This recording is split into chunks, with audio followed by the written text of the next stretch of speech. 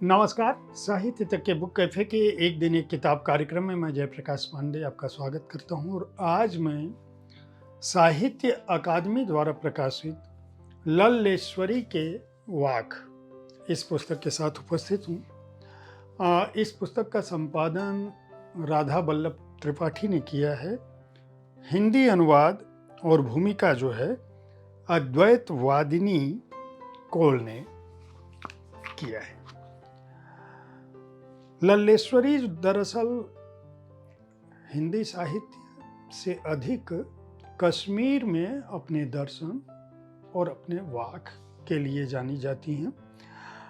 उनका जो जीवन दर्शन है, जो अध्यात्म है, वह लोक भाषा में है और वह हर तरह के आडंबर को तोड़ता है। जो दर्शन है कश्मीर का, जो जहाँ पे एक कालखंड ऐसा रहा है कश्मीर का जो उस भूमि को संसार की सबसे बौद्धिक भूमि के रूप में स्थापित करता है। दरअसल 10वीं शताब्दी से भी पहले कश्मीर में ज्ञान का जो है वह केंद्र लगातार रहा। कश्मीर की पहचान उसी रूप में रही और शैव मतावलंबियों का जो शैव शास्त्र है और शैवागमों की जो सुदृढ़ परंपरा है वह कश्मीर से होते हुए पूरी दुनिया में एक तरह से उसका प्रकाश फैला। लल्लेश्वरी का जो आविर्भाव है वह कश्मीर में हुआ और मानते हैं कि ईसा की पहली सहस्राब्दी में ही कश्मीर जो है वह जब शारदा देश के नाम से प्रसिद्ध था, तो शारदा का अर्थ ही है ज्ञान, ज्ञान की देवी।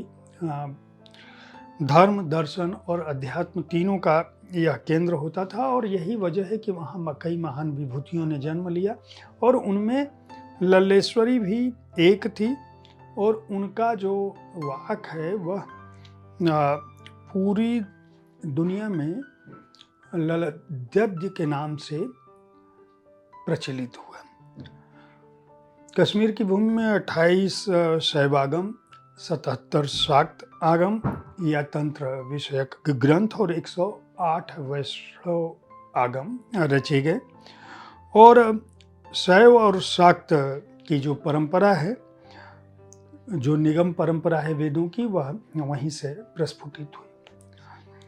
अब जो लल्लेश्वरी का कालखंड है वह कालखंड दरअसल 14वीं शताब्दी का है। कश्मीर पर तमाम जो हमले हुए, चाहे वह बौद्धिक आक्रमण हो, चाहे वह सामरिक आक्रमण हो, वह उसी कालखंड में हुए। वैचारिक आक्रमण भी लगातार होता रहा और 11वीं शताब्दी में इसकी शुरुआत हुई। इसी दौरान अनेक ग्रंथों की रचना हुई। राजतरंगिणी और महाभारत, इनका फारसी में अनुवाद भी हुआ और जो आक्रांता थे वो अपने साथ जो है वह लगातार अपनी भाषा और अपनी संस्कृति को लेकर आते रहे। पंजाब तक पहुंचने, भारत तक पहुंचने का जो रास्ता था वह अरब हों या फारस के लोग हों, वह उस तरफ से आते रहे और सुगंधा और दिद्दा जो दो रानियां थीं उनका उन्होंने हूणों का जो आक्रमण था उस कालखंड में एक तरह से कश्मीर को न केवल संरक्षित किया बल्कि उसकी मर्यादा की भी रक्षा की। ये जिस कालखंड की मैं बात कर रहा हूँ, लगातार 5वीं 11वीं शताब्दी से 14वीं शताब्दी तक बहुत सारे आक्रांता आए, जिनमें समूचा तुर्क, अरब, हूण जिनकी मैंने बात की, उन लोगों ने कश्मीर पर 5वीं शताब्दी के बाद से प्रहार करते रहे।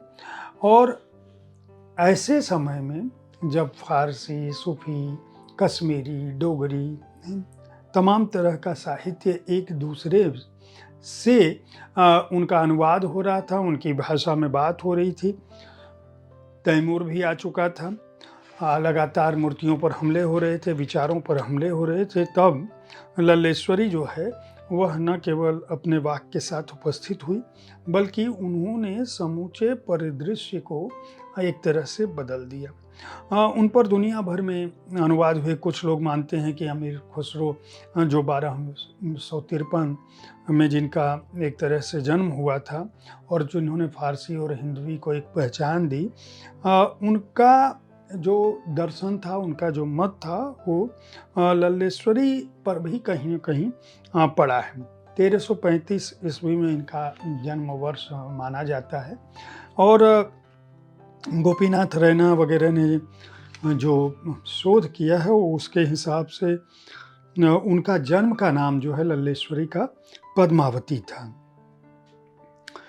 जो लल द्यद्ध शब्द है जिसकी मैं बात कर रहा था, ये लल शब्द से पैदा हुआ है, जिसका अर्थ होता है पेट, उदर के लिए इसका प्रयोग होता है। और द्यद्ध का अर्थ है, लल का अर्थ है पेट और द्यद्ध का अर्थ है बुजुर्ग स्त्री।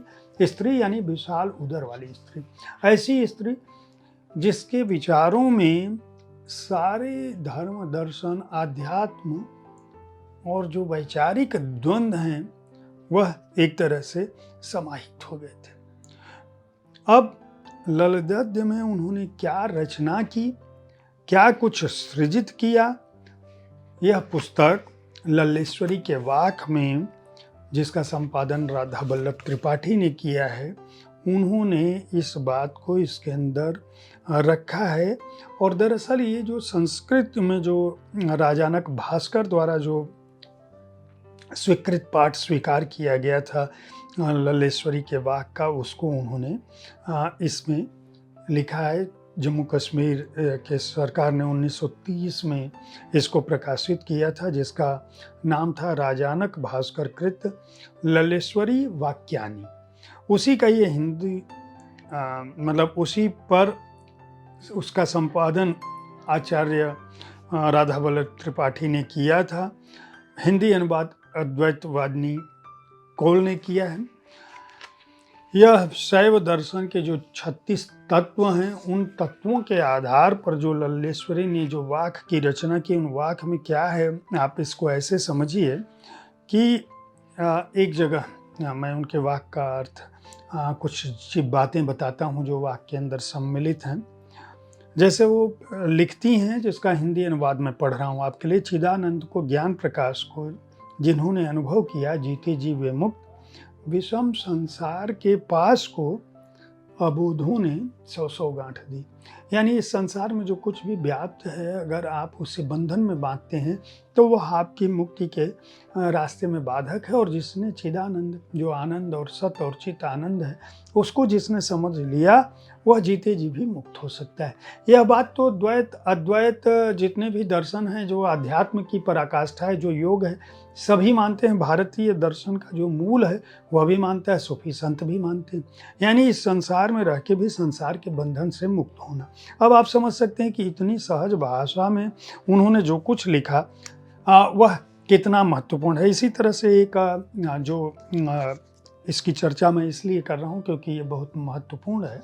कहते हैं कि लल्लेश्वरी जो है वह जब इस संसार के प्रति विरक्त होने लगी तो उनके पति ने जो है, उनको बड़ी ईर्ष्या सी हुई उनसे, और उन्होंने जो उनकी परमार्थिक जो उपलब्धियां थी, जो उनकी भावना थी, कोमल भावना, उसके विरुद्ध एक तरह से उनके गुरु से अपील की। तो गुरु से अपील की तो वहाँ पे 3 स्तर पे जो विचार हुए वह यह था कि सर्वोत्तम प्रकाश क्या हो सकता है, तीर्थ और मित्र और सुख क्या है, इस पर बात हुई। तो गुरु से जो बात हुई उसका मैं वाक्य में जो सम्मिलित है मैं उसकी बात कर रहा हूँ कि ये जो तर्क था वो क्या था। आधि भौतिक स्तर पर जो उन्होंने लिखा, मैं कश्मीरी नहीं, मैं हिंदी पाठ पढ़ रहा हूँ, कि चंद्रमा के समान कोई प्रकाश नहीं, गंगा के समान कोई तीर्थ नहीं, बांधव के समान कोई मित्र नहीं, पत्नी के समान कोई सुख नहीं।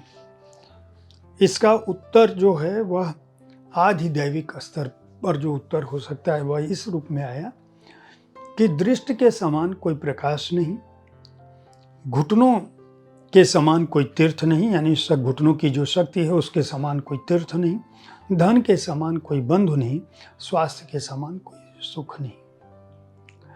ये जो पहला स्तर है ये उसका उत्तर था। अब इसके बाद एक तीसरा भी उत्तर आया जिसमें यह था कि रस सा कोई प्रकाश नहीं, यानी जो परम रस है उसके समान कोई प्रकाश नहीं है, और रस की प्राप्ति सा कोई तीर्थ नहीं, परमात्मा सा कोई मित्र नहीं, भय के समान कोई सुख नहीं। ये आध्यात्मिक स्तर की पराकाष्ठा थी, यानी कि आप ईश्वर के प्रति जब आस्थावान होते हो तो आपका जीवन निष्कंटक हो जाता है, और आपका मित्र तुम ही हो, माता पिता तुम ही हो, बंधु सखा तुम ही हो का जो भाव है वह भाव ऐसे ही होता है। इसी तरह से वो कहती हैं, तमाम वाक में उन्होंने यही बात लिखी है। एक जगह वो कहती हैं कि उठो रानी, अर्चना के लिए हाथों में शुद्ध आहुति लिए, जो कहूँ तो जानो परम पद, अक्षर है वह ह अक्षर से भी छ अक्षर से भी। यानी कि जो कुछ भी आप कहते हो वह आपके शरीर से इतर है, आपके मन से इतर है, आपके आत्मा से इतर है, और आप अगर आध्यात्मिक स्तर पर हो तो देह को ही, देह है पत्थर मंदिर भी पत्थर, देह है पत्थर मंदिर भी पत्थर, ऊपर नीचे हैं सब एक पत्थर, अविवेकी पंडित किसे तो पूजे, कर मन और प्राण का संघार।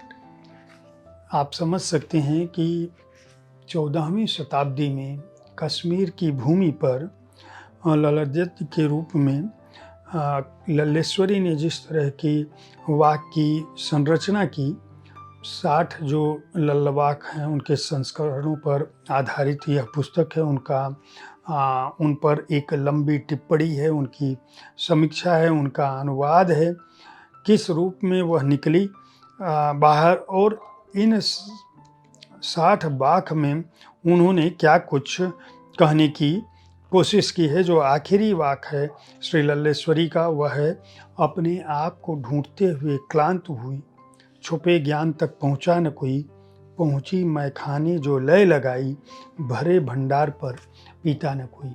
अपने इस संसार में अगर आप अपने स्व की ओर देखते हैं तो आप पाते हैं कि वहाँ भी वही आत्म है जो आत्मा सभी में एक समान रूप से धड़कता है। डॉक्टर राधा वल्लभ त्रिपाठी जाने माने संस्कृत के विद्वान आलोचक हैं। हिंदी और संस्कृत में ढेरों रचनाएं आपकी प्रकाशित हो चुकी हैं। लगभग 170 ग्रंथ जो है संस्कृत, अंग्रेजी तथा हिंदी में 270 से अधिक आपके लेख प्रकाशित हुए हैं। राष्ट्रीय अंतर्राष्ट्रीय स्तर पर जाने माने विद्वान हैं। उन्होंने संपादन किया है। अद्वैतवादिनी कौल जो है वह भारतीय परंपराओं की जो अंतर अनुशासनात्मक अध्ययन का क्षेत्र है उसकी जानी मानी विदुषी हैं। शोध आधारित पुस्तक उनकी बुद्धिस्ट धर्म पर जो थी वह प्रकाशित हुए, संपादित कई पुस्तकें प्रकाशित हुई हैं। इंदिरा गांधी राष्ट्रीय कला केंद्र से जुड़ी रही, उसके कला कोष की अध्यक्ष रही, और कपिला वात्स्यायन का स्मृति ग्रंथ जो या इनके द्वारा संपादित हो रहा है वह प्रकाशनाधीन है। साहित्य अकादमी ने इस पुस्तक को प्रकाशित किया है। मूल्य 150 रुपये है, और यह पुस्तक 112 पृष्ठों को अपने में समेटे हुए है। साहित्य अकादमी की एक विशेषता है कि वह विनिबंध के अलावा भी ऐसी कृतियों पर जो संत साहित्य या सूफी साहित्य या भारत की संस्कृति और परंपरा से जुड़े हुए जो रचनाकार हैं उन पर प्रकाशित कर रही हैं पुस्तकें, जो ताकि अधिक से अधिक लोग उस महान ज्ञान को समझ सकें। उम्मीद है कि साहित्य तक का यह एपिसोड आपको पसंद आया होगा। इस कार्यक्रम में आप किस तरह की पुस्तकों की चर्चा चाहते हैं, इसके बारे में अपनी राय से हमें अवश्य अवगत करें। हमारी कोशिश होती है कि विविध विधाओं की पुस्तकों के साथ आपके पास मैं हर दिन पहुंचूं, ताकि आपको अपनी पसंद की पुस्तक चुनने में आसानी हो। कल ठीक इसी समय ऐसी ही किसी एक कृति के साथ फिर मिलूंगा। देखते रहिए साहित्य तक। धन्यवाद।